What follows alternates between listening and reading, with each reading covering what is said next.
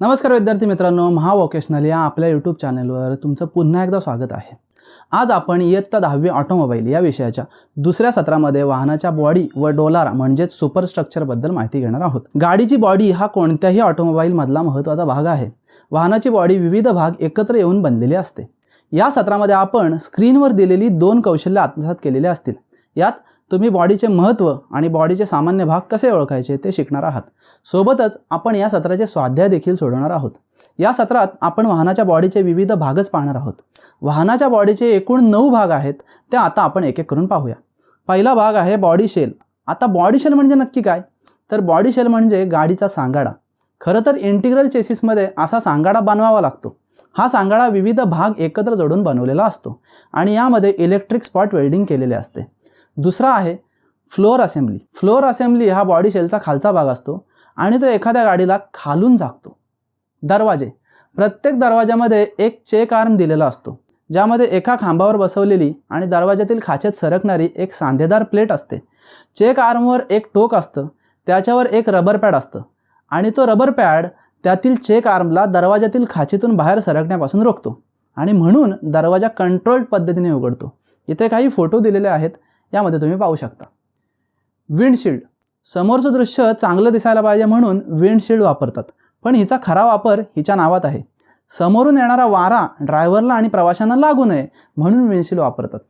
समोरून येणारा वारा रोखण्यासाठी जर आपण पत्रा बसवला असता तर समोरचं काहीच दिसलं नसतं आणि म्हणून आपण असे मटेरियल वापरतो की ज्याच्यातून आपण पलीकडे पाहू शकतो, म्हणजेच पारदर्शक मटेरियल जसे की काच।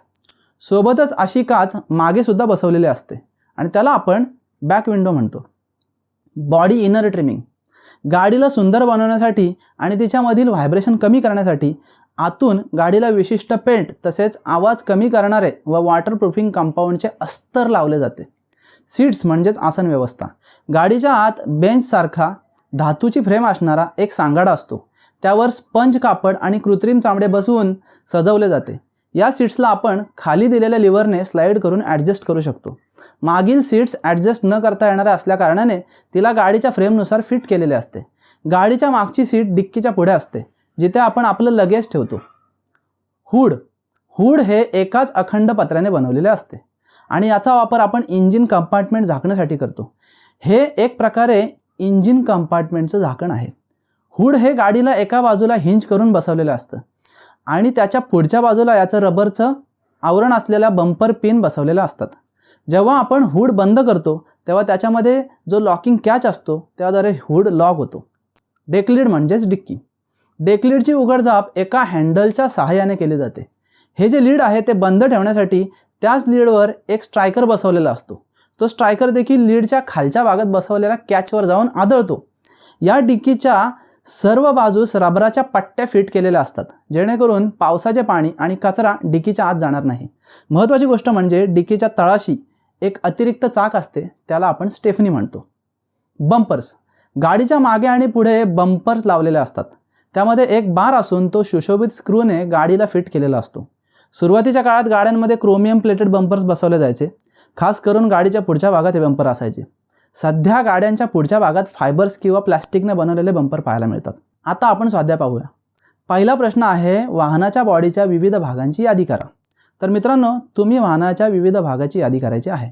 दुसरा प्रश्न आहे वाहनाच्या बॉडीचे विविध भाग दाखवणारे पोस्टर तयार करा। त्याचे पोस्टर आहेत ते तयार करा आणि आपल्या शिक्षकांना दाखवा।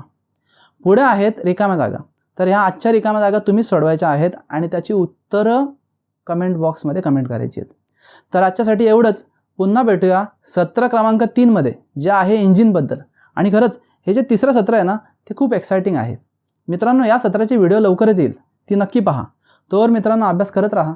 आजचा हा व्हिडिओ आवडला असेल तर लाईक नक्की करा, आपली ही व्हिडिओ हाईप करा आणि नवीन असाल तर चॅनल नक्की सबस्क्राईब करा। तसेच बेल आयकॉन दाबायला विसरू नका, म्हणजे आपल्या पुढच्या व्हिडिओज तुमच्याकडून मिस होणार नाहीत। थँक्यू।